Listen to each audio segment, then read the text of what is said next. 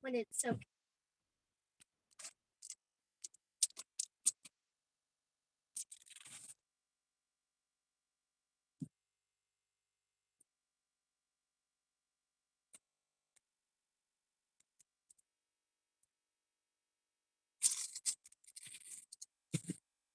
Hey. Hi, Sylvie. So they just can't watch, you know. They didn't. We'll try and open them all now. We're gonna open them all and put them in the bag. Okay, so you're gonna do this while you're driving, are you? Well, I won't be driving until like 7:15. Okay. But maybe I can maybe if she can talk lots when I get home, I have everything set up and Yeah. I can do my portion. Yeah, I think she's probably going to talk a lot. She said she was going to ask people what they wanted to talk about and what they were interested in and all of that. So. Okay. This would be good to do it again if we just have like a small portion. I bet like some people didn't see it and yeah, and some people are away at marketing it. Yeah. Okay, well, listen, I'm going to finish my dinner. I was just hoping to get signed in, so I'm going to stop the video and mute. And then, like, do you have to let everybody in? No, I just had to log in, and then you popped in. Okay. Yeah, so people will just jump in as they log in. Okay, so I'm just going to stop the video and mute so I can finish my dinner. Okay.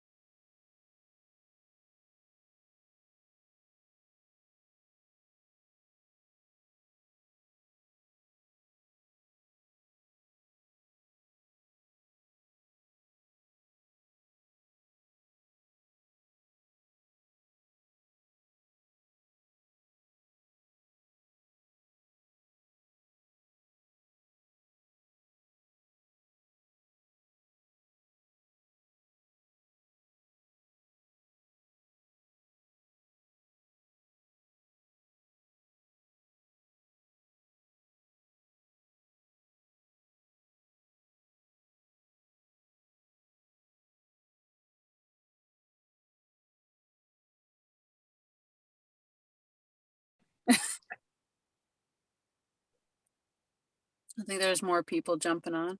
Yeah.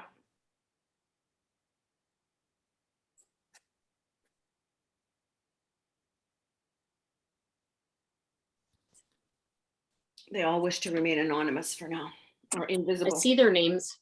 Yeah. I always think it's a good idea to have everybody's camera on so we can see and talk. Well, there's not going to be that many of us either, so.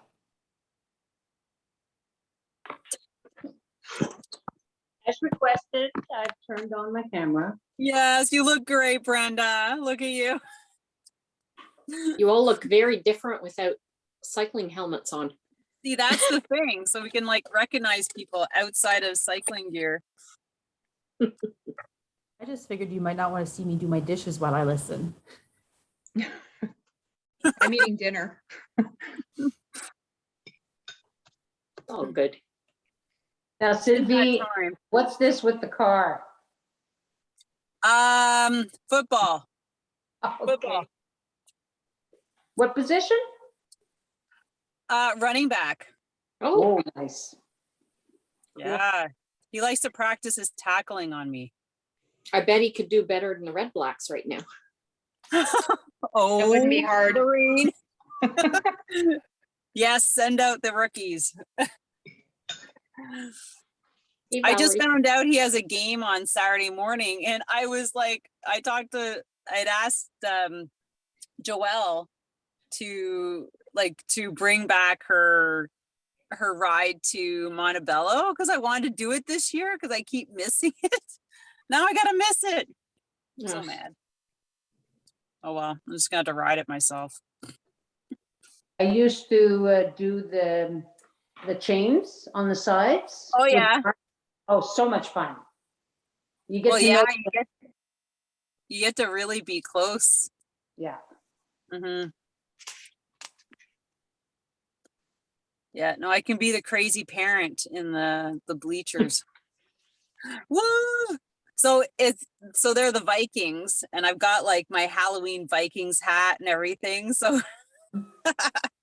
so I'm like, perfect. My son started with the Vikings and then, Oh, did he here in Gatineau?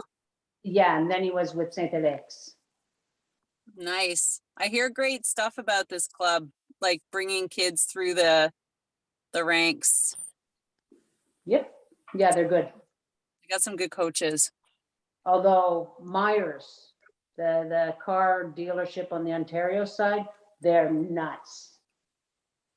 Oh, the team? Yes. They have the best. Oh, really? No. Yeah. All right, Lorraine, it's 7:00. Who do we have here? Are we missing people, Jean? I didn't pay attention. We were supposed to have 7. Brenda, Valerie, who else was supposed to sign in? I can check. I've got my phone here. No, I have mine here too.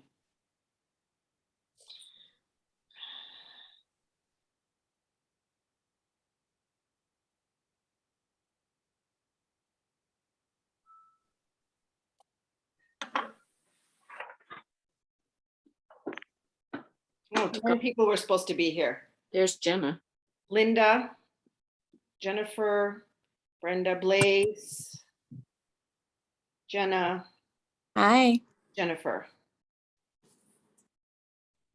Well, there's Jenna. She gets a new bike and we never see her again. She rides Yeah. off into the sunset. Well, do you want to know why? I don't know if Why? you see the crutches behind me. No. No Yeah. way. So I just had knee surgery yesterday. I have Oh, a torn meniscus. Is that from biking? No, it's No. likely from having broken my ankle last year. Oh. And my gait's changed, so I was walking more on my other side. No, I don't think it's biking related. Thank goodness. wow. But I can go back to biking in a couple weeks, so that's good. Yay. Hi, Oh, Sylvie, okay. Sarah. We miss you. I know, I missed you guys too. Who did your surgery? Dr. Wilkinson from Right, Carlton Sports Yeah. Clinic. Yeah, Yeah, my guy. he's great. Yeah, and he's a mad cyclist. Oh, is he? Oh yeah, Okay. oh yeah. You can take him off schedule in a heartbeat just talking about cycling. Oh, okay. Well, I have my post-op appointment next week, so I'll mention it. That's always good to know. Yeah. He's great. Like I found out about my tear. Well, we didn't know what it was, but I saw my first doctor end of June, MRI end of July, and then I had my surgery yesterday. So Wow. yeah, Yeah, the Carleton Sports Clinic is awesome. they're really I love good. that. I love them. If anyone has any problems, I'd ask for a referral over there because they're really good. They're very good. Dr. Yeah. Taylor, who owns the clinic, is fabulous. So she's the one that I saw at the end of June, and then she passed me on to him. Yeah. Yeah. Wonderful. So I signed up for this tonight. A friend is loaning me his what do you call it? What we're here to talk about, the trainer. And then I signed up with James to have a bike fit in November. So hopefully I'll be cycling over the winter. Love James. You are in the best perfect hands in the city. Thank you. And now I'm with you guys. Yeah, Also you'll the be a best rock hands. star in the over the winter. I hope so. I was sad not to be able to finish out my season, but that's life, right? Yeah. So how long do they say you're going to need, like, when will they don't speculate, I guess, how long it'll be before you No, can. they say everyone's different, but about 2 to 6 weeks until I can go back to activity. And he said no biking unless I was really, really really on zero tension on my I have like an old exercise bike downstairs. So Yeah. he said, but preferably nothing for the first week. Okay. Yeah, that's okay. I take that advice. You got lots of time. Make sure Yeah. the knee is good and fixed. Yeah. Because you don't want any setbacks, because that takes just more time. Yeah, exactly. No, I don't. I feel like I've been off kilter for a year, having broken my ankle September last year. So I don't want any more complications. No. Yeah. Nice to see you all. Yeah. Nice to see you. That's good to see you. Should we launch, Jean, or? Yeah, let's go for it. There's Linda. Okay, so we're supposed to have 10, but I don't know. Maybe 10 people. counted us too, though, didn't it? Well, Sorry, I had a bit I- of an issue. I had a bit of an issue getting in. Can you see me? No. we can't see you. Okay. Now we can see you. Can you see me now? Yeah. I put because I hadn't put the passcode. Is that why? No, I got the passcode, but I was looking in there and I forgot to look at more on your Facebook thing to see to actually get the link. Sorry, I was having a hard time finding the link. Oh, okay. I'm in now though. Okay, good. Hi, Linda. Hello. I got a new haircut today. Looks great. Oh, very nice. Looks good. Yeah, okay, go, Lorraine, go for it. Oh, okay. So what I thought I could cover tonight from my perspective, so just a little bit of background why I'm part of this group to chat about this is I had a cycling injury back in 2016, been in the club since 2015, but 2016 I had a cycling injury, and to recover I moved to indoor cycling. So because I had a concussion that I was trying to recover from, as well as some other stuff. So I have been cycling indoors during the off season since 2016. And I've had 2 trainers myself. I started with a wheel-on trainer, and then I moved to fairly recently, since last December, a direct drive trainer. So what I thought I could chat with folks about tonight is sort of what are some things to think about if you're thinking of getting a trainer, like what are some key questions you should ask yourself? And then the difference between an interactive or smart trainer versus a classic, sometimes called dumb trainer, depends who you're talking to. The difference between a wheel-on trainer or a direct drive or turbo, as the British call it, turbo trainer, and then some additional equipment or items you might want to think about to add to make your indoor experience more pleasant. Does that sound okay? And then others like Sylvie and others can talk more about the classic trainers, the rollers. I don't have experience with that, but others do, certainly Sylvie does. Does that sound okay? Mhm. I don't want to bore anybody, so, and feel free to ask questions whenever. So some things to think about if you want to get into indoor training on a bicycle is to think about, well, one of the key issues is your budget, because that totally helps you decide between those different categories of trainers I'm going to talk about, and I'll give you an idea of the range of cost of the different types. What do you want to use it for? So do you want to, you know, sign up for Sylvie's course or some other online course like that, where you're just going to follow their instructions. They tell you what power to put out and you adjust your own trainer through whatever knobs or whatever you need to do or change gears or whatever. Do you want to use it with a game like Zwift or other Training Peaks or other Sufferfest, where the interactivity, so it's not only you adjusting your trainer, but you want your trainer to talk to software and you want the software to talk back and adjust your trainer. So it depends what you want to do. You'll remember that woman who won the race across America by herself. She apparently got on a trainer, stared at the wall, and that was what she wanted to do. So that's doable with certain kinds of trainers versus others. What's your need for accuracy or real life feeling? Because that varies between the different trainers. You always want to make sure that it'll fit whatever bike you intend to use on the trainer. I'm not talking about all-ins like Peloton bikes, or even Wahoo now has their own full-on, like a souped up version of a stationary bike. I mean, if you get that, then, you know, lots of money, $3,000, $4,000, or $5,000, but all in, right? You don't have to worry about your bike fitting on anything. But if you're trying to fit your bike on it, what fits, make sure it's going to work and you don't get something home that's not going to fit. Are you a beginner rider and you're going to do easy or recovery rides, or are you going to be going hardcore sometimes? Because that too, if you're going to be making hard efforts, climbing hills, things like that, virtually. And then noise level varies between the bikes. So, and some people don't have a problem because they're set up. Others might be in an apartment and that might be an issue for people around them. So those are some considerations, just in sending you in different directions. The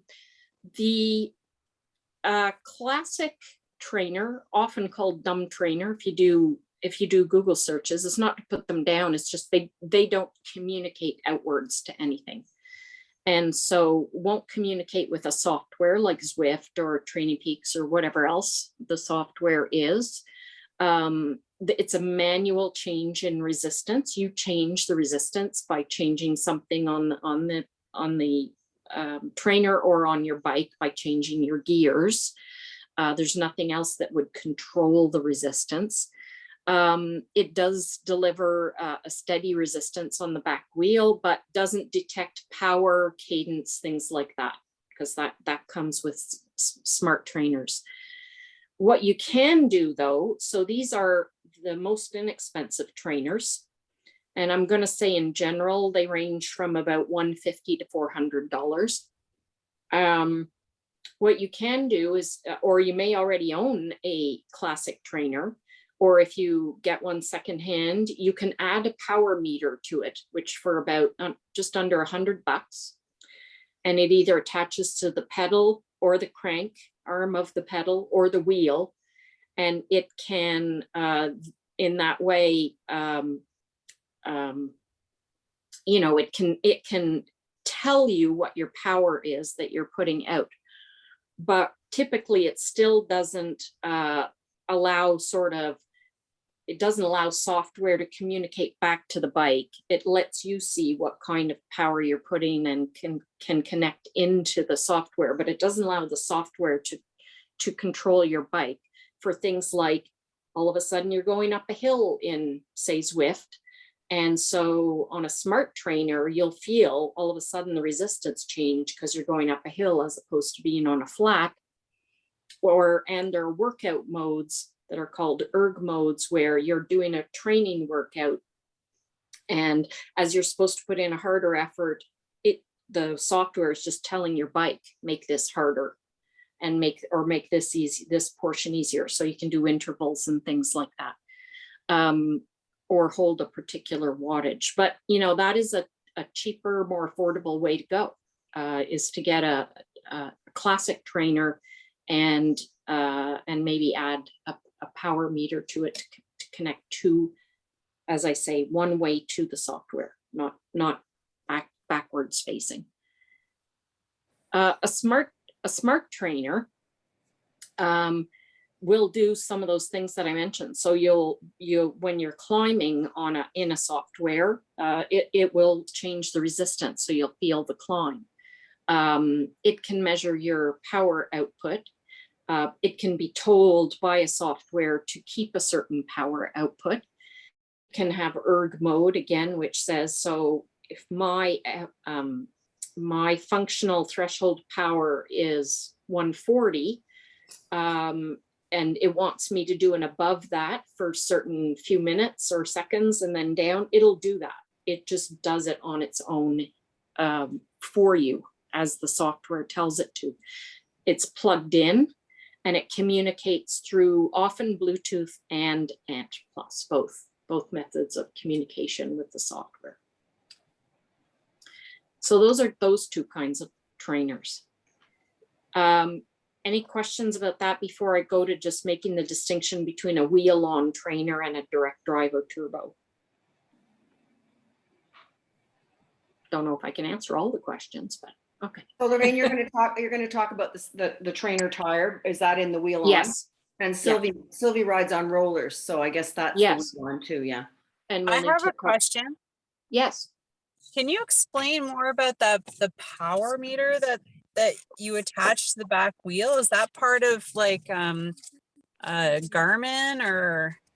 So it's usually made and can come with the actual trainer, or you buy it separately, but it can I think there are some that are standalone or some that come with the trainer. So I'll show you. I pulled up, Bush Tucka has a whole ton in their catalog, but Eurosport, Bush Tucka, and Fresh Air, who are all sponsors of the club, have various trainers. I was just going to show you one here. Hold on, I'll make you Here's host. one. Just a second, Lorraine.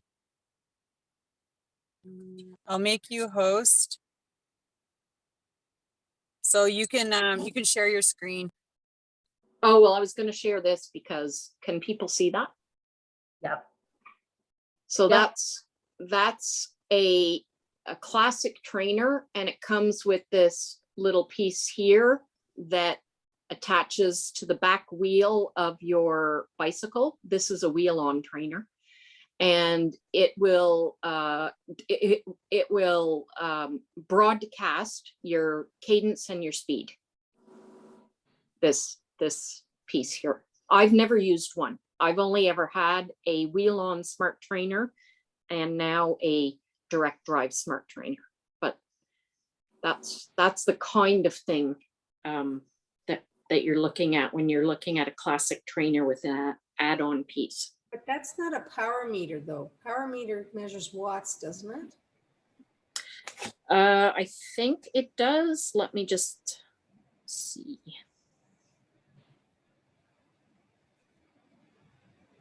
I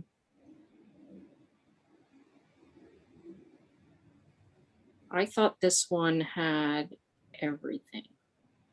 That would make sense if it just picked up your cadence and speed and distance, probably. Yep. Yeah, how far you've pedaled for sure. Because I thought power meters were really expensive. I know they were when I looked into them. Okay, because I was looking at something in the last couple of days that was suggesting like under $100, but Okay. No, I just found one. It's kind of an unusual looking one. It wasn't at Bush Tucka, Okay. but I found one here that attaches to, it says here, to the handlebar. It says it accounts for wind conditions, elevation, and your weight, and it produces a power number required to travel a particular speed. Now that sounds like it's outside. Mhm. That sounds like it's outside. Yeah. Because power is generally generated from the torque on your Yes. pedals Yep. as well. Yeah, because you're talking about wattage. Like, Yeah, yeah. I see ones that look like they're part of a crank. Right? that would make sense. Yeah, if it was part of a. And they're about Yep. $700. So Oh, so And- that's pricey.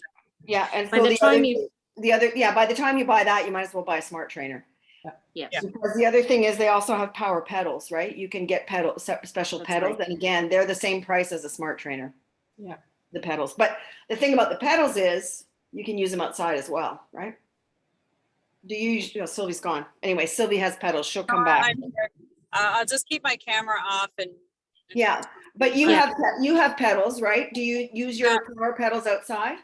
Oh, yeah, they stay on my bike. And Yeah. the nice thing is that I can switch them from bike to bike, but they cost $900. Wow. Yeah. However, and you have to buy the Garmin 530 minimum so that they can talk to that device so that you Right. can get all the data. The nice thing about power pedals is, like, for me, I have a dumb trainer. Like, there's nothing special about it. And I was using it with Zwift but because I had Garmin and the power pedals, they connected to Zwift, so I didn't have to have a smart trainer. Right. Yes. And I could jump on my rollers and still get the same data and be in Zwift. And I could go outside and still continuously get data from, like, my power output, my, everything, like your cadence and all that. So that's Yeah. why I went that route last year. Yeah. I just sent you a link, Jean, that you could post on the Facebook page about different power meters, different Okay. prices, different pedals versus crank versus, yeah. Yeah. So I didn't know they were that expensive. So yeah, if you're looking just for a trainer, you're probably better to just get a smart trainer. So can I just quickly, because just to comment on the dumb trainer, when I broke my wrist last year, Sylvie lent me one of her trainers, which was a wheel-on trainer. And I used that, and I didn't connect to Zwift. I didn't connect to anything. I hadn't experienced Zwift. So I rode it. I mean, it was a little bit boring, but I just put the TV on and I just rode. But I had no idea of my power. I changed the gears up. I changed the gears down. I used a heart rate monitor instead of, measuring wattage. I just used a heart rate monitor to measure my effort. And so I would say, okay, I'm going to do 5 minutes in zone 3. And I just change the gears and up the resistance. So that was a very basic trainer that Sylvie lent me, a couple $100. So it depends on your motivation. Like, you can do it. Yep. if you want. And I watched TV while I did it, and it was fine. So just Yep. saying that if you're motivated enough, a couple $100 will do you fine. And then if you have a heart rate monitor or whatever, or you can just measure your effort yourself. I'm thinking of Jenna, who's coming back from an injury, You can write out your own workouts. I mean, there are lots of workouts available online. You write them out and just adjust your own resistance and go that way for sure. Yeah.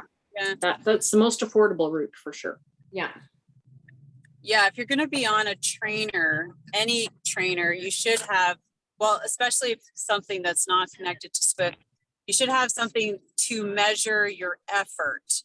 Like we always suggest having a bike computer that has cadence, you know, is keeping a high cadence, and then having a heart rate monitor is even better if you're able to find out what your zones are for cycling. They are different from running. And put together a small workout with those numbers. But you need to have something, or sitting on a trainer without it can actually deter your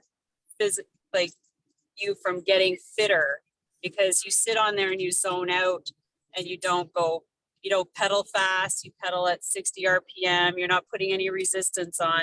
It can be actually detrimental to your moving forward in like getting physically fit for cycling, besides Also quite low.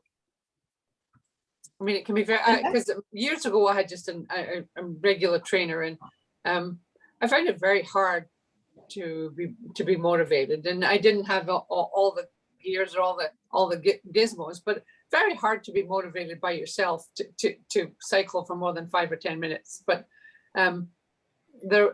everybody has their own way of getting that motivation, right? Yeah.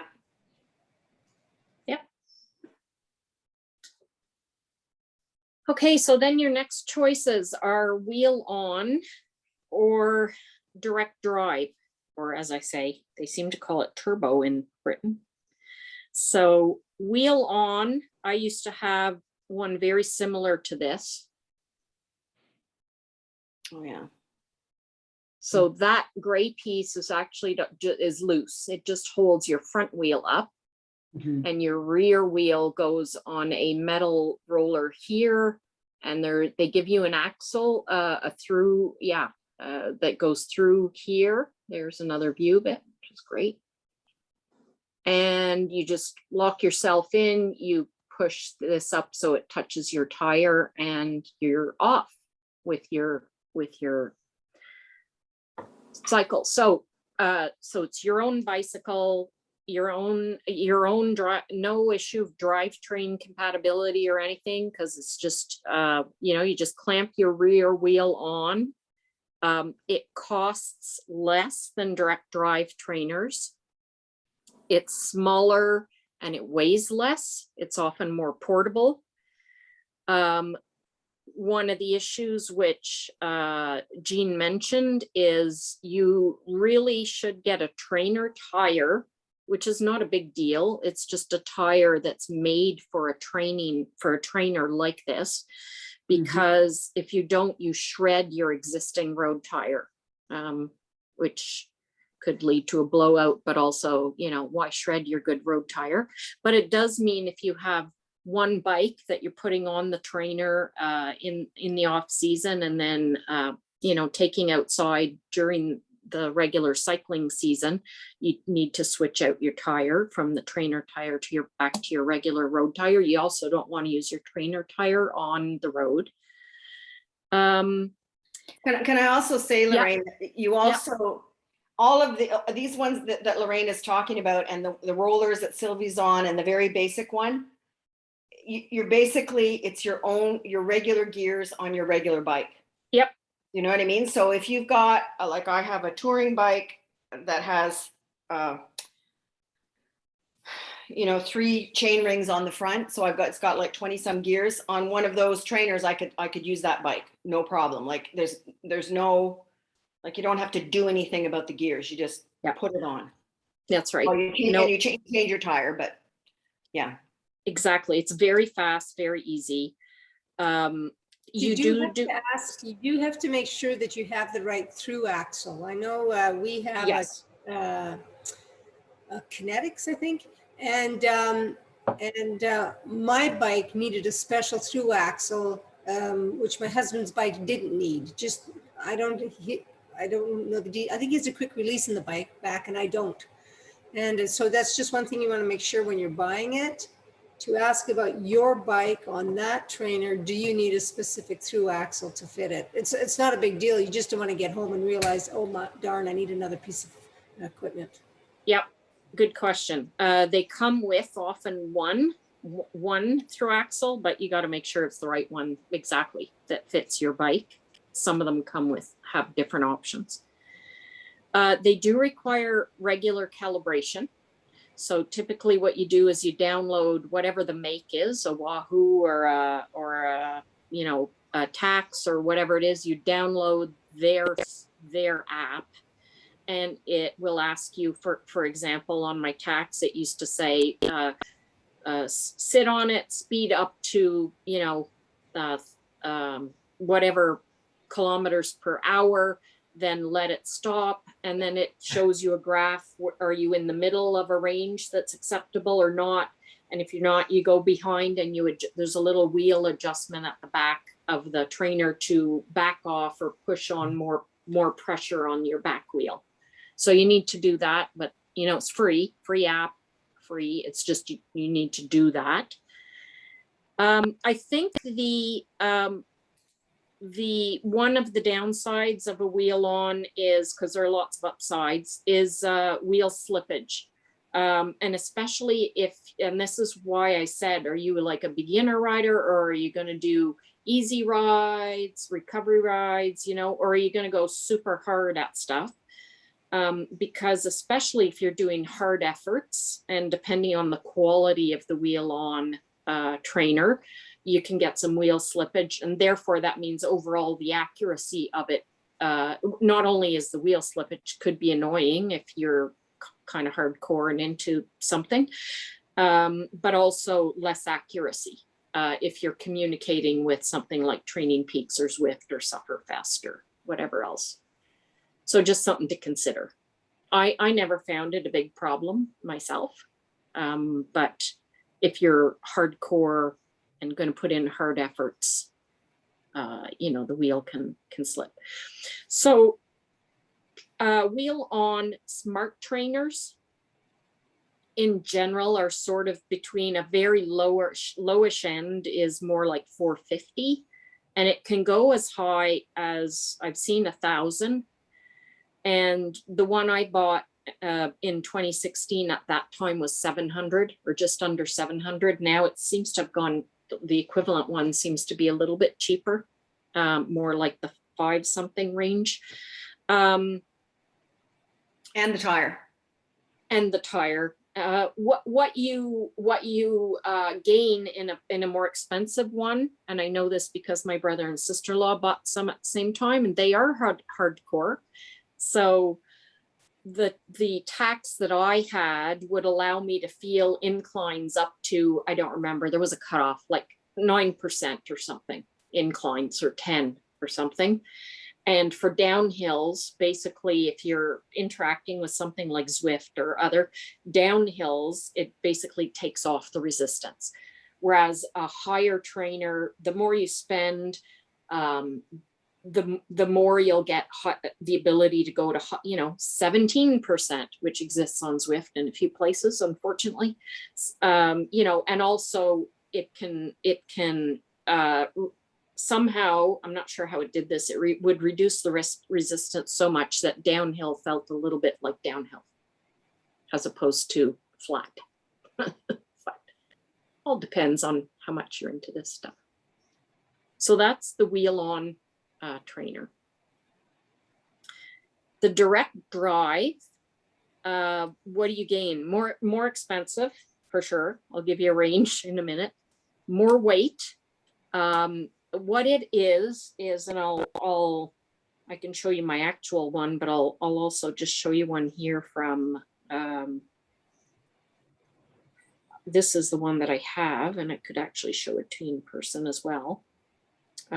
This is what a direct drive. So it comes, you take off the back wheel of your bike, and the chain goes onto a cassette that's on the trainer. So this is the actual one I have, which came with a cassette. Now, the downside of that was it came with a cassette that didn't actually fit my drivetrain. So even though I paid probably extra to get one with a cassette, I had to have and of course it took a special tool, so I had to have the cassette changed. But basically I have the back wheel off my bike, and the chain goes around this. And then this plugs into the wall. And it's an integrated interactive smart trainer. So what do you get by taking off your back wheel? This is heavier, less portable, more expensive, smoother though pedal strokes, feels more like a real bike because the power is direct to a cassette, just like you would have on your real bike. Really good for really sustained and medium to hard efforts, but also can accommodate easier efforts. So if you want to stand or you want to do, power through some sprints or whatever, it's not a problem on this. It's a lot more precise in terms of its accuracy if you're having it talk to software and a good connection with the software, and overall just more realistic. So it sometimes comes with a cassette, sometimes doesn't come with a cassette, and you have to get a cassette. So you would have to add on that price to the cost. But overall, they would cost in the neighborhood of $1,000 to up to $2,000. It should be noted that cassettes are really hard to come by in town these days. Maybe. No, I was talking to someone who had just bought a direct drive. It didn't come with a cassette, the cassette that she needed for her bike. And Eurosports was saying like they just don't have them. Bushtuka doesn't have them. Like cassettes are hard to come by right now. Good question. Good point. So it might be something to consider if you're in the market. Now, I found the wheel, just my own personal experience, I found the wheel on for about $700 was plenty when I was just starting to ride indoors. And then I've become addicted because it's a game. So if you need motivation, these things are a lot of fun, and we'll have a separate session on these different options.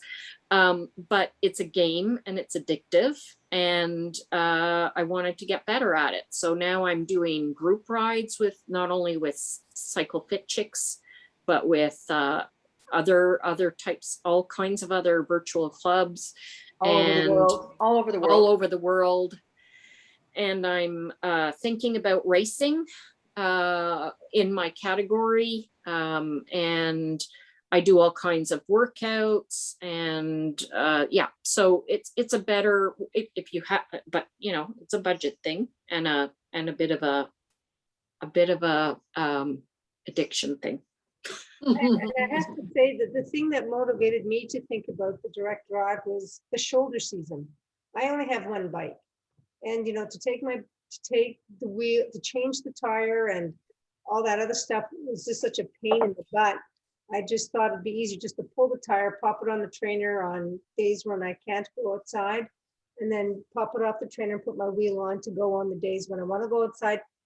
This time of year and later in spring, when I found I've had to make a commitment to stay on the trainer or get off the trainer, because changing my tire every time was not very motivating for me. Yeah, and so I guess that's another point too that Valerie has raised, is that if you well, it doesn't matter whether you have a wheel on or a wheel off trainer, but if you have to buy a cassette anyway, and if you can get one, but if you have to buy a cassette anyway, and you've got a bike, another bike, an old road bike, even a hybrid probably, sitting in the garage, and you have to buy a cassette for whatever trainer you bought anyway, you can just put another bike on it.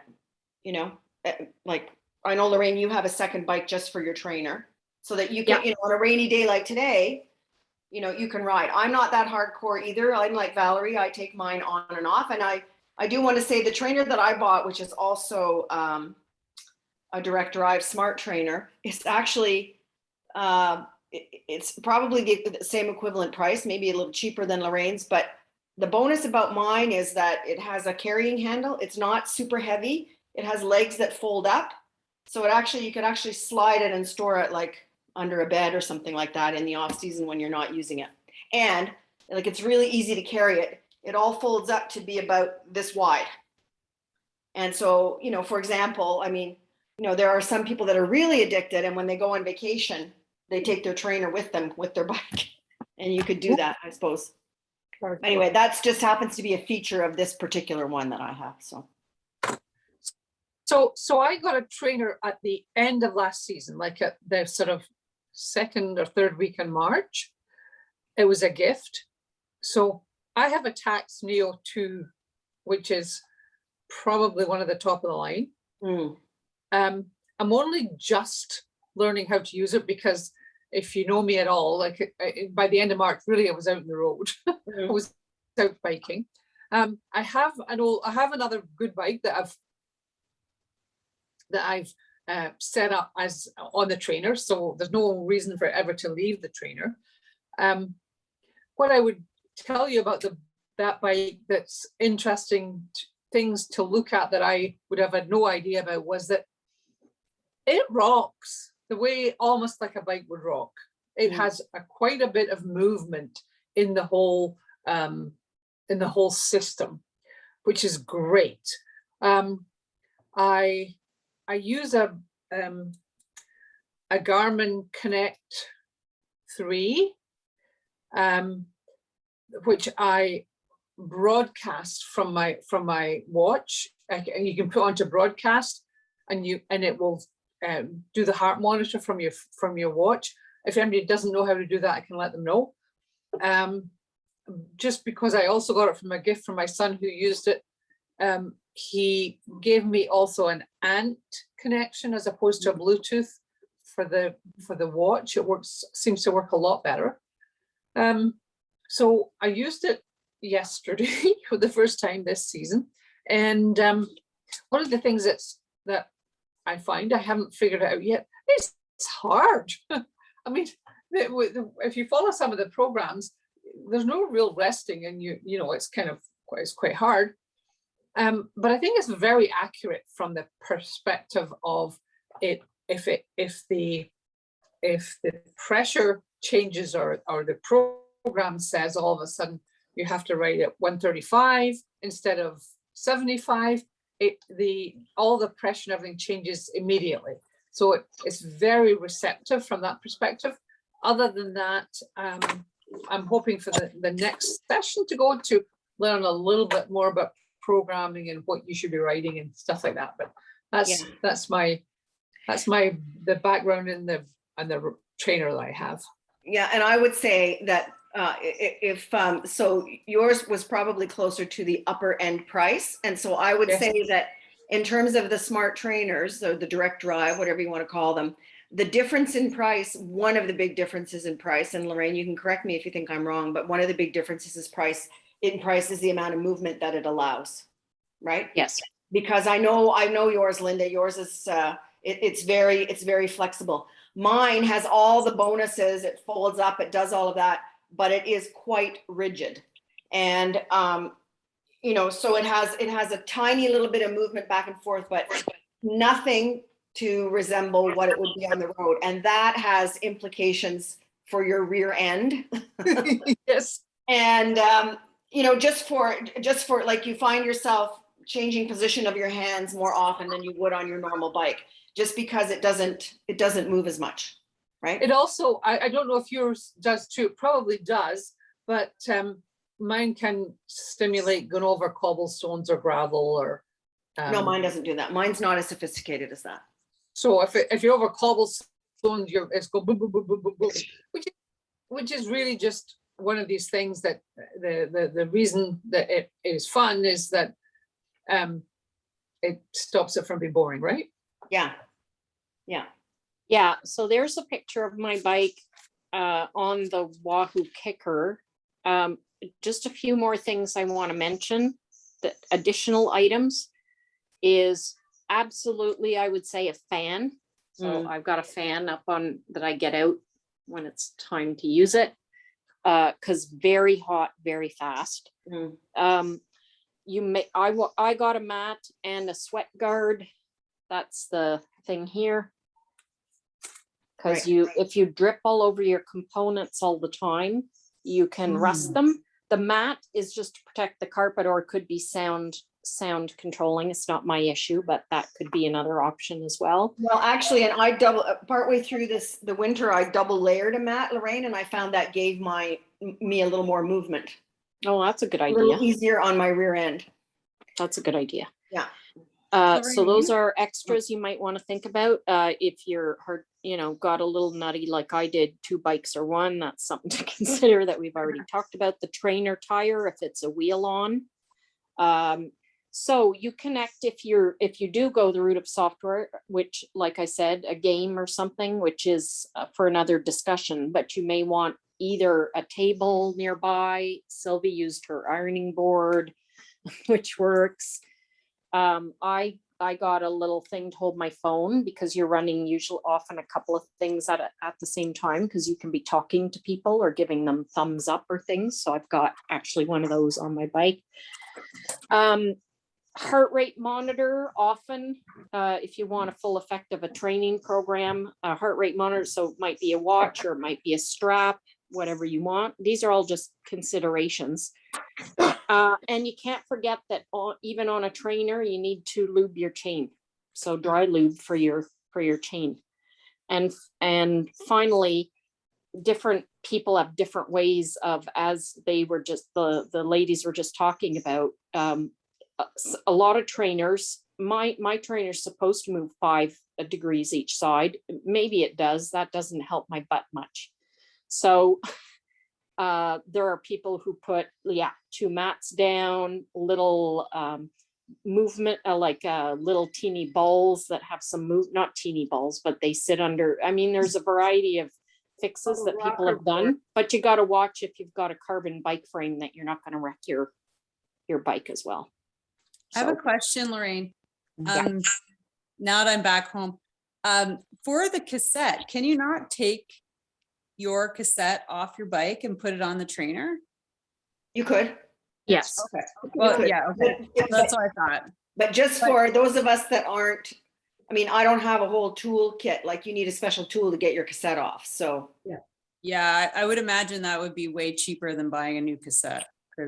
Yeah, but I bought this Wahoo kicker and it came with the cassette, and only when I got it home did I realize, wait a minute, that doesn't work with my drivetrain. So because I have 2 bikes, I took it in and had them put my bike's cassette on the trainer. Right. But yeah, and mine came with a cassette, and I knew that mine was like, if you've got a standard, 10-speed whatever road bike, mine came with that standard cassette. Yeah. So when I put my old bike on the trainer, I actually took it into the shop and had them put my bike cassette on the trainer. But like, I'm certainly not taking it on and off. It's never gonna leave there now. Yeah. On the lateral movement, we have an analog dumb trainer, a Kinetics rock and roll. So some of those, and it's not a horribly expensive piece of equipment. So you can get some wheel on non-smart trainers that have a lot of lateral movement. So it's not always just a matter of price point. It's just, you got to look through the models and see who has them and who doesn't. Yeah, and I go back to what Lorraine was saying. It really depends on, what, like where you are and what you're going to use it for. Because when I say that, I don't know, maybe it's just me, but my rear end really hurts on my trainer. We have some ladies in our club. Some of them you'll meet at the Zwift session, and maybe Lorraine is maybe partially one of them, who will do 4, 5, 6. And I think you guys, Sylvie, you did an 8-hour ride on the trainer. That's only once would I do that. Yeah, okay. And they all posted pictures afterwards. They ran out and sat in the snow. Just saying. That was because my legs were sore, right. not my crotch. Right. But anyway, I just want to say, so from my point of view, because I do other things in the winter, I cross country ski. That's my long workout. Mm-hmm. This works for me an hour and a half. I usually do, a workout like the Zwift, one of the Zwift. We'll talk about Zwift in another session, but so I can stand it for an hour and a half, maximum 2 hours. So again, it depends on what you want the bike for. So, if you want to purchase a more expensive one that has the lateral movement, because, that stimulates more the bike and you get to, move your rear end around a little. If you're spending hours and hours and hours on the trainer or planning to, then that's probably worth the investment, I would So say. you can buy or build your own rocker board. Yes, Like true. Yes. Beverly. Again, that's another, like if you're buying it, that's like $300, $400, right? Yeah, but Beverly France sent me pictures of her, the rocker board that she built. And, you know, she's hardcore, but she's also very pragmatic. She, you know, and it seems like a real doable DIY device for people who want a little more mobility, but too, someone made the point that with your frame, you want to be careful that you don't want to be torquing your frame the wrong way because you're demanding too much lateral movement when you're riding. So I have a question. It's Brenda. What's dry loop? Oh, it's a kind of, it's just a kind of chain lube that's called dry. It's usually made with Teflon and, you know, so it works in dry conditions. It's not meant for wet riding if you were riding wet, which of course you're not doing indoors. So yeah, it's just a kind of lube, and it says right on it that it's dry Lube, not lube. lube. No, lube. Yeah. Yeah. Okay. Another point, somebody was talking about the quick release or the back. Now, if I found that a lot of bikes that have the disc brakes have those need a very special, like I think Linda was mentioning, a back skewer for their trainer. Now, it's also important to note that if you don't, depending on what your skewer looks like, I'm not sure if I can switch this around. You want to make sure your back skewer is metal, not the plastic ones. And it's metal on both sides because they have a tendency of, if you don't screw on, tighten the sides, then they can slip out very easily if you're up in a hill climb or in a sprint, if you're doing some of the training stuff. So that's important to note. Take a look at the back skewer of your bike. If it's not metal and round like this, then, and it's sort of like pointy and black, and it looks like it's plastic, then you definitely need to get a metal skewer for your trainer. And some trainers come with them, but you know what? Yeah, some do. They But have if a you get a choice of- secondhand one, then There are dozens on Amazon. yeah. Everything, and everything from $12 to $25 on and they're Amazon. the right length. Yeah, Front to back are different lengths. Yeah. So just measure what you have there, and make sure you get one, because that's really important. And that also brings where, pointer riser for the front wheel. Some trainers come up with something to put your front wheel on, and some trainers. Oh, I'll show you what it is. Hold on. yeah, a lot of trainers do. Did yours, Lorraine? Did yours, Linda, come with a front riser?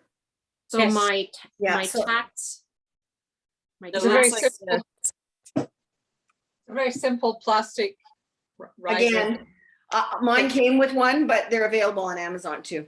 And some of them are fixed and some of them allow the front wheel to turn. Another Yeah. one came with our kinetics turns Yeah, so you My can, tacks came with that, yeah. but my Wahoo did not. And I felt like it felt to me like I had too much weight on the handlebars. So I actually put a foam, it's a foam balance pod that I actually just put under the front wheel every time I ride, just raises it about that far, gives a little bit of movement. So yeah, there are lots of fixes suggested online too for some Yeah, of these. if you have like spare wood, you can make your own. Like you can DIY that too. If you have yellow pages still, you can use that. old university and That a long time ago. So I put the wood like this. Yes. And my wheel fits right into the Brilliant. ground. Yeah. And That's it all was you need. left over, so it cost me $0. Yeah. how about all those old university books you still have? There's an old anatomy thing in there. that- Listen, Brenda, here's a dry lube. This is the one that was recommended to go with my trainer. It's Okay. called the Finish Line Ceramic Wax. Okay, Thank you. and it cleans, and yeah, that was the one that was recommended to go with my trainer. So, Do you just do that like once a season then? I do it, I did it 2 or 3 times. Like, you can hear it, you can start to hear the chain. At least I did. You know, when I was riding, I would hear a different noise. The chain would start to make a different kind of clicking, clanking noise. And so then I'd know that I should put a little on. A few So I have times a a question season. about Go the ahead. chain and the crank. So with the smart trainer, the smart trainer itself, the software determines how hard you have to pedal. Does anyone have any notions about what kind of static gear you spin? Because you don't need to change the gears, because the software does that for you. But does anyone have any thought about where you should have your chain and what gear? And are you in danger of wearing anything out if you stay at the same thing forever? Well, And you said, I just put mine in the kind of the middle, but I changed gears, Linda. So, Like, there are 2 situations. Yeah. One is if you're doing workouts, and you have a smart trainer, and so the software, whatever it is going to set what your power output needs to be. You don't need to move your chain.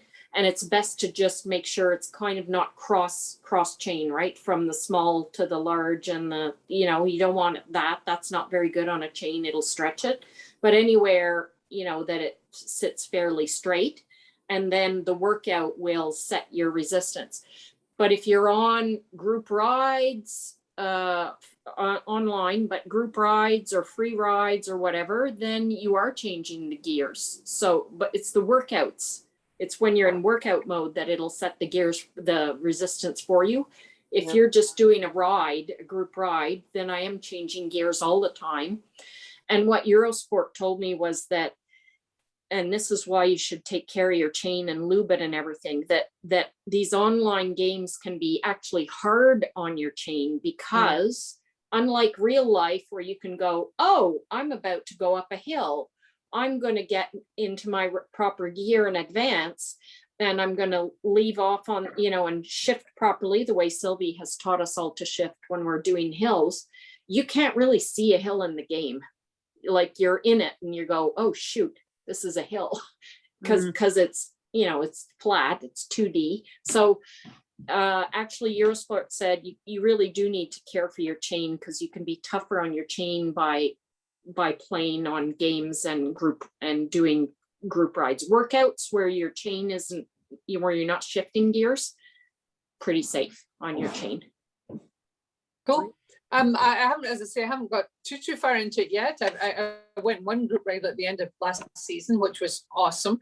And I was told once, Sylvie will be able to tell you this, I was told once that you should have somebody check your chain regularly anyway, because it stretches, and sometimes it's like one of these things that we don't change often enough, but that's what I was told.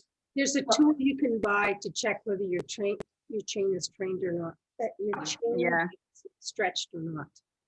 Well, so I just want to say that about, if you're like, Lorraine uses a different bike on her trainer. I use the same bike. So I actually just took my bike in yesterday for my mid-season tune-up. Like, I took it at the beginning, obviously, of the outdoor season, but I took it again today because the indoor season is coming, and I wanted them to check the chain, and I wanted them to check all the various things. It's not like I'm putting my bike away anymore for the winter. I'm using it on the trainer, so I consider it kind of year round. So anyway, that's just a thought as well, because if you're using the same bike, it's a different wear and tear on your bike, but it's still wear and tear. You're obviously not using your brakes or anything, so but you are using the chain and the drivetrain, so you've got to take care of it. Yeah, and that's whether you're on a smart trainer or if you're using the same bike, you've got to think about that. You've still got to take care of it, even though you're indoors over the winter. The kilometers all add up. Yeah. It is, you'll notice that riding inside is way different from outside. And that's kind of I like last year, I didn't use any kind of special trainer. But I was able to, I started without Zwift until January, I think I got on, or maybe it was December. But if we have group rides, and like my program doesn't require having a smart trainer, group rides are still possible. Like what we did through CycleFitCHICKS was just a Facebook chat room.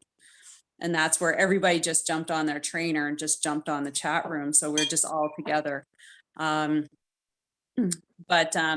it's important to notice like where you are right now and where you want to be, and what kind of skills you need to get there. Because when you get on things like Zwift and riding at home, they don't tell you about, you don't learn about any skills, you know, like the hill climbing and things like that. And I think like Jean and Lorraine and Jen and who else is in here who have Linda, who's gone through my program, the 16-week program, a number of times.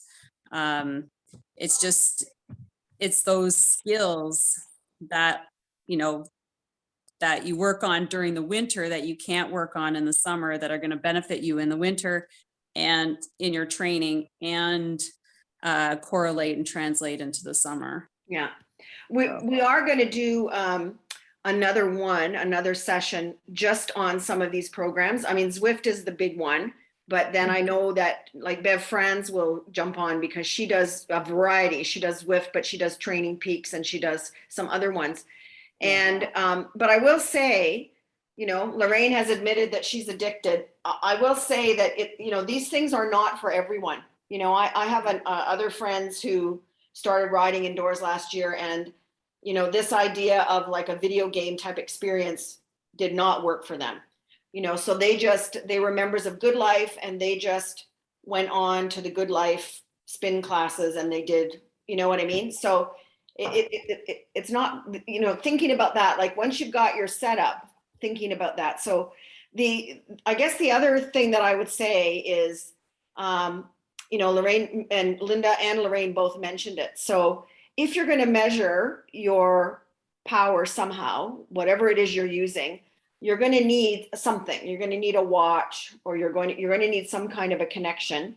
And so there are really two kinds of connections. There's Bluetooth, which is what's in your phone, right? When you have a Bluetooth speaker and you play your music to your speaker from your phone.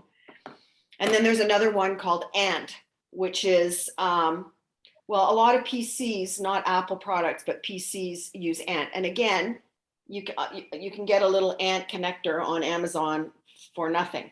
The thing is, whatever you're connecting to, if you're thinking that you're going to join Zwift or another video game type program, you need to think about what kind of screen are you going to use?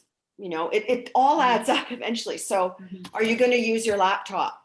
You know, and if you're going to use your laptop and you've got either a smart trainer or like Sylvie, you've got power pedals, then how many Bluetooth connections does your laptop support? You know, and an Apple product only supports 2. Okay, so if I had a Garmin and let's say power pedals and I don't know, a heart rate monitor, my laptop, like I wouldn't get one of those would be missing on the screen, right? Yeah. So you have to think about that as well. And so having said that, and Bev's going to talk about it, there are ways to get around it in Zwift. You can download an app that allows you to do lots of other things, among other things, have 3 connections, Bluetooth connections, if you've got an Apple product, okay?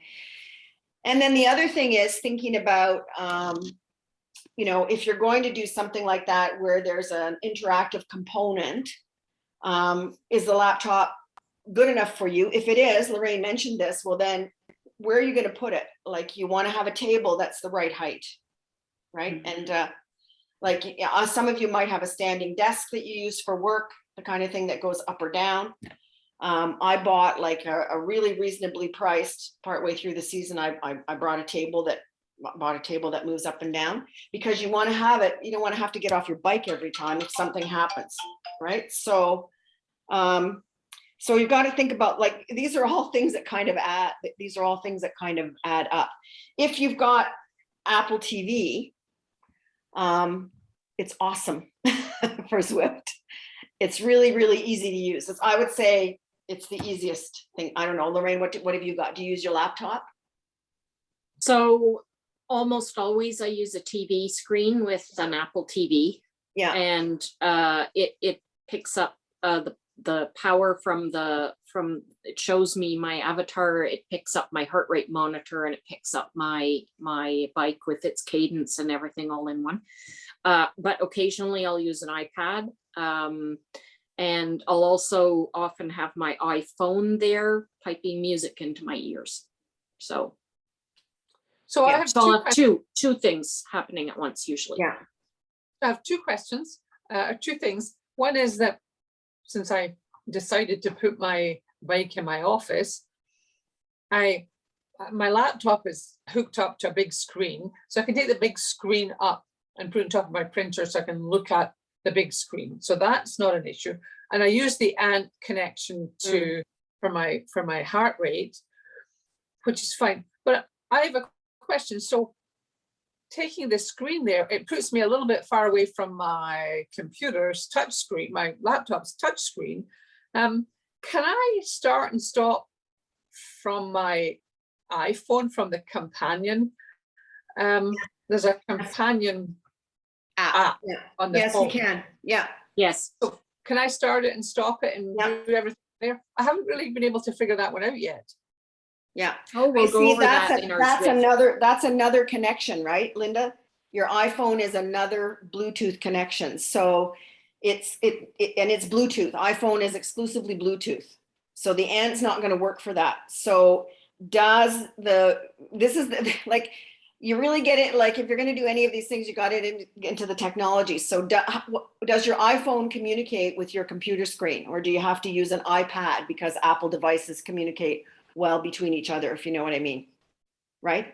So everything I'm doing, the map and everything is on my iPhone. That's the same as on the screen. So I have all the stuff, and it tells me my pace and everything else. Okay. Yeah, so then you should be able to stop and start from there. Okay. Yeah. Just stupidity. I'll figure it out. Yeah. So Yeah, I again, remember having like, I'll just whet your appetites from my addictive piece. While the Tour de France was on, while the Tour de France cyclists were climbing Mont Ventoux in France this past season, Zwift organized a climb of their Alpe du Zwift, which sort of replicate, it was Mont Ventoux, right? Or was it Alpe du Zwift? I think it was Mont Ventoux. Anyway, they have two big mountains on Zwift, and they replicated the climb. So there were some women who actually did the climb on Zwift while the men were doing the climb in real life, and they were watching the men on a TV screen. That's for those of us who are addicted. I didn't do that, but some people did. well, and that's kind of the cool thing, is that every once in a while on Zwift, because you'll see everybody's name. We'll talk about Zwift, but you'll see everybody's name that's on Zwift. And if you know the names of some of the professional cyclists, every once in a while, you'll see their names. They're on Zwift too. They're riding. So anyway. So has anyone, just before we leave that topic, has anyone used Ruby? No. I know some ladies who had both, or went from Zwift to Ruby because of the graphics. They were I think it's almost real life video, isn't it? Well, yeah, it is. Yeah. You actually feel on the road on a real life thing. Yeah. Some people said that it made them nauseous. It was like being in a car. No, but really, just because of the way it's a real life experience. But we'll have another session. Maybe I should explore that myself a little bit before we have another session. So yeah, camera motion can make people sick watching it. But so, when you watch someone take their camera and they're videoing all over the place and you watch the video and you feel I know. Yeah. it's camera motion. Yeah. And so that was a comment that I heard, that they couldn't do it because it was too realistic in the sense that, so anyway, but we can talk about those at the next session. Does anybody have any questions about that they wanted to ask about a trainer? I'll show my rollers if you want to look at them. Yeah, show your rollers, because They're not for everybody, because it does take a little bit of getting used to balancing on them. But I'll tell you I'll tell you a couple things, the reason why I really like them, and I will continue using them as one of my main ways to train, because and this is them. They fold up, and that's not reason why, but the thing is that when you're on them, you have to be really mentally focused. And I'll have to say that being on the trainer and on Zwift, you can get really focused in and zoned in.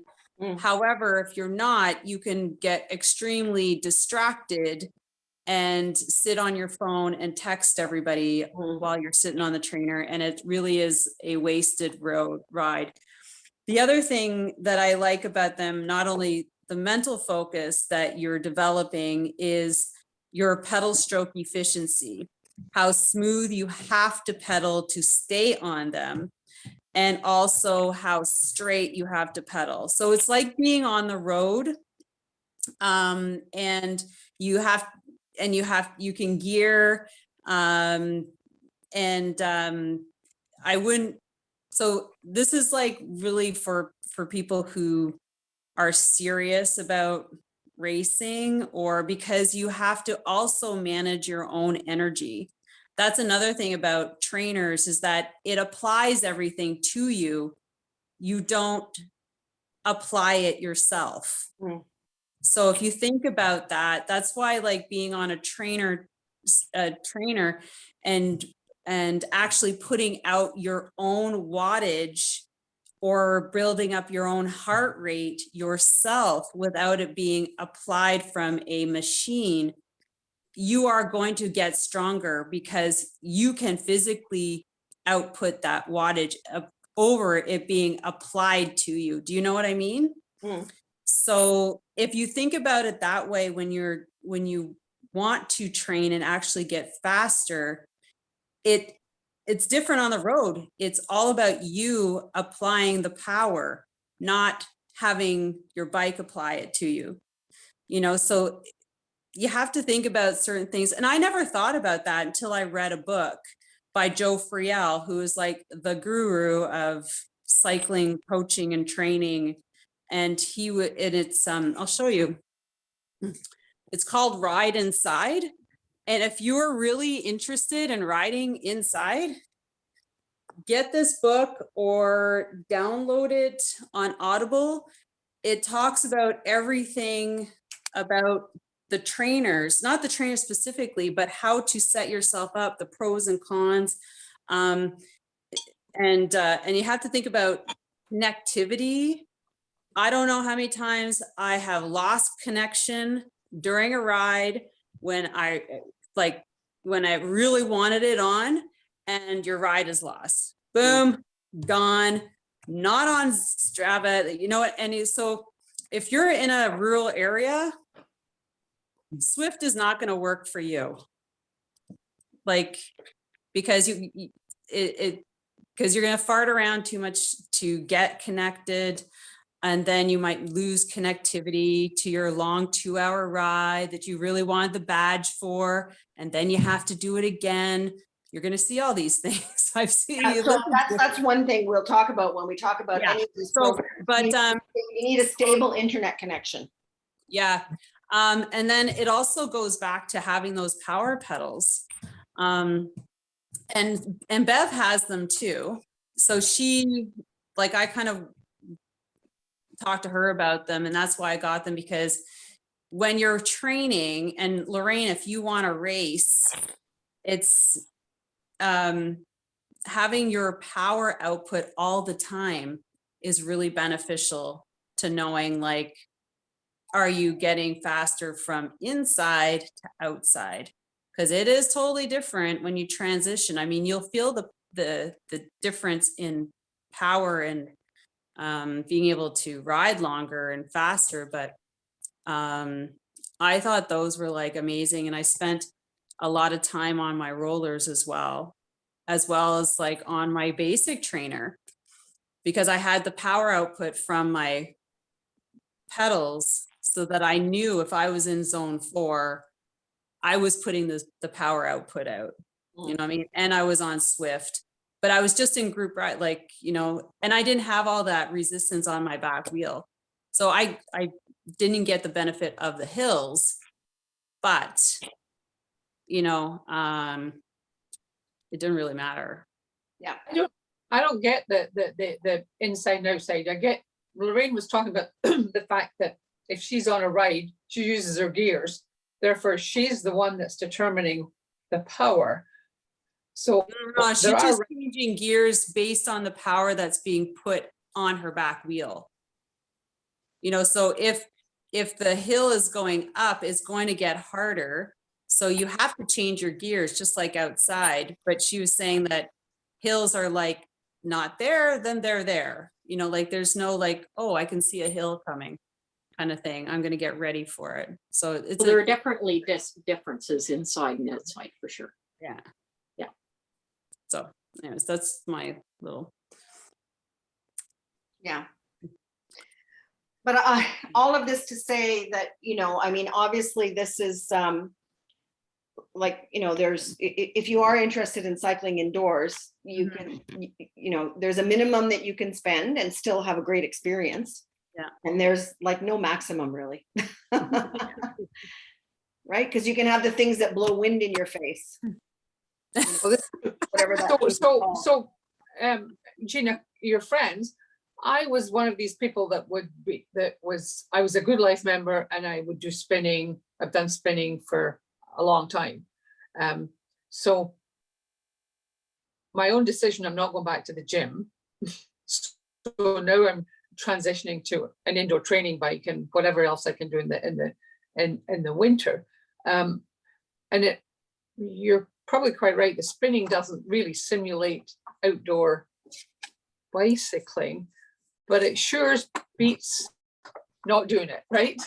All of these indoor bikes sure beats. And you know, the other thing you have to think about is it's only as good as your motivation, if you know what I mean. If like, you know, if you're motivated because you know, you like the video game aspect of Zwift, or you're motivated because I don't know, like, you know, you want a setup that's not going to be a hassle for you. So Sylvie, I agree with you. Like, you know, if you sign up for Zwift, but you're in a rural area and you don't have a stable internet connection, and every time you get on your bike, you get disconnected and things happen, then you're not going to want to do it. So it's trying to figure out, you know, thinking about yourself, okay, what's going to motivate me? Like, do I need, you know, like I say, these friends of mine, both great cyclists, both of them, fantastic. But the video game aspect did not appeal to them. They're quite self-motivated, but they didn't mind, you know, the spin instructor from Les Mills or whatever yelling at them to ride. Like they rode, they followed what the instructor said, you know what I mean? That didn't really do it for me. But you kind of have to know yourself and what's gonna, you know, what's gonna make it easy for you to get on and do a workout. And like, and everybody has different levels of self-discipline and motivation. So yeah, you know. But your choice of training indoors also is whether it's transferable to your outdoor activity. You're not going to have someone pushing you and yelling at you to go harder, faster outdoors. And so I would CycleFitCHICKS saying, hurry up, get up the hill. I haven't followed you yet, Brenda. I think most of us are self-motivated. So, you know, the bells and whistles of the video games are fun, But fundamentally, who's going to be pushing? It's ourselves. We probably push ourselves harder than any spin class. And they're just a pain in the ass yelling at me. I just want to tell them, shut up already. So this is what I'm saying, but you know, all I'm saying is you kind of have to know what's going to, you know, that when you get up in the morning in the winter and you think to yourself, well, you know, I should be on the trainer today. Like what's going to be the thing that you say, okay, I'm going to do this. And everybody has a different motivation. So, Yeah. so Blaze, did you have a question? I do. Thanks, Jean. I just wanted, I'm learning so much. So thank you, Lorraine and Sylvie and Jean, and for everyone for sharing. It's been really helpful. I've got an Apple laptop, so I'm probably going to be sticking that somewhere and using that. I don't think I'm going to, we have an ancient Apple TV and that's just not going to happen. So I'll probably use my laptop. So I'm going to be limited to 2 connections. So I want to learn about this app that gives me a 3rd connection. But I'm connecting, I just wondering what are the things I'm connecting? There's Zwift, there's my heart rate, there's my trainer. Well, no. So when you, like, we'll cover this when we talk about Zwift, but if you, let's just say you sign up for Zwift or any of those other ones, I'm sure it's the same. Mm-hmm. It will come up and it will connect. It will automatically connect your trainer. It will automatically connect that. So that counts as 1 connection, but it won't on the screen and on my screen anyway. And I have an Apple. I use my laptop sometimes too. It comes up and your heart rate monitor. So that's 2 connections right there. It's your trainer and your heart rate monitor. So, so the trainer and the heart rate monitor, that'll be fine. But if you want to say, listen to music from your laptop and you use your iPhone, that won't work because you've only got 2 connections. You won't be able to attach, for example, wireless earbuds up to the laptop. Yeah. You could.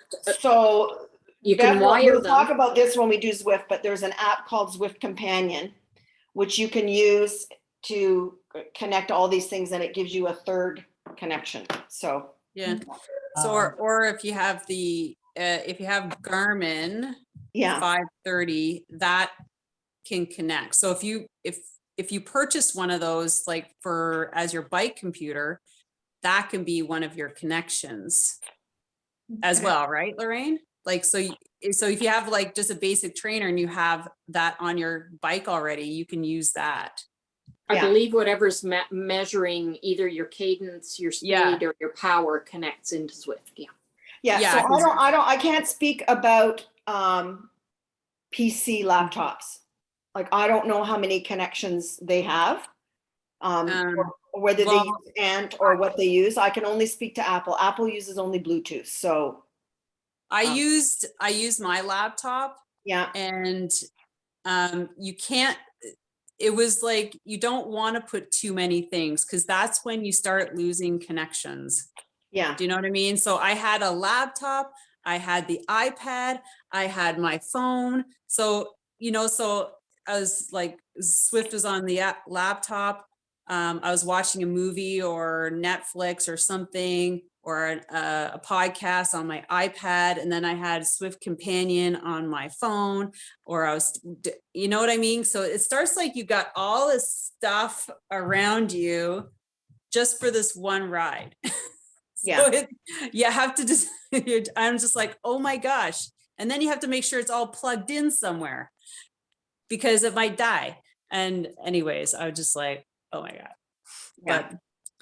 But if you're looking for motivation, I'm going to go back to the 16-week. That is one big program that can motivate you. I'm adding like a group ride. So it's an additional ride during the week and probably a 3rd one. So it can be your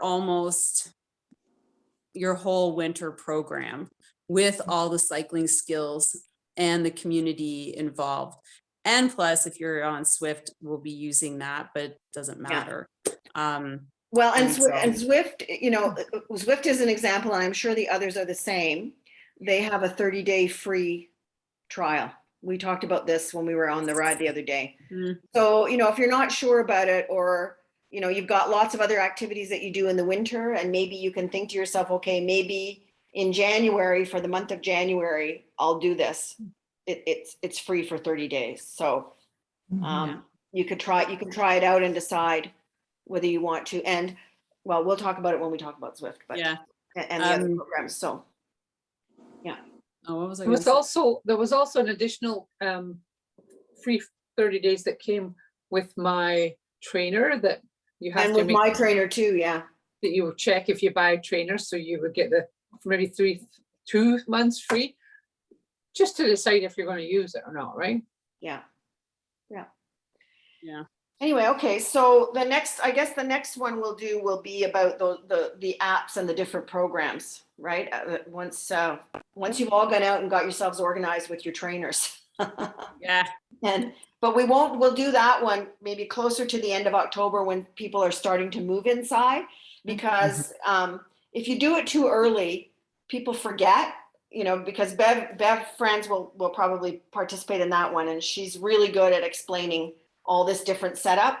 And if we do it too soon and, you know, you take your notes and you put them away and it's a month before you set up, you're not going to remember all the details. So we'll try and do it closer to the time when we move indoors, so that, you know, you can actually, some of you may even be starting to get set up and you'll come right with your questions about the setup. So we'll try to time it so that it's just about the time we're all moving in, giving up on the outdoor cycling. Let's hope. We'll watch the weather. Yeah. But don't stress about it, because whatever you get, yeah, you can use. Exactly. And it's always important to think about the future, not like what you need right now, like, because that's what I did, you know, like you need a good bike computer. So if you invest in the Garmin 530 with the speedometer and with the heart rate monitor, you're always going to use that. And that can be your connection if you go cheap. And don't be pressured to buy an expensive trainer. I didn't.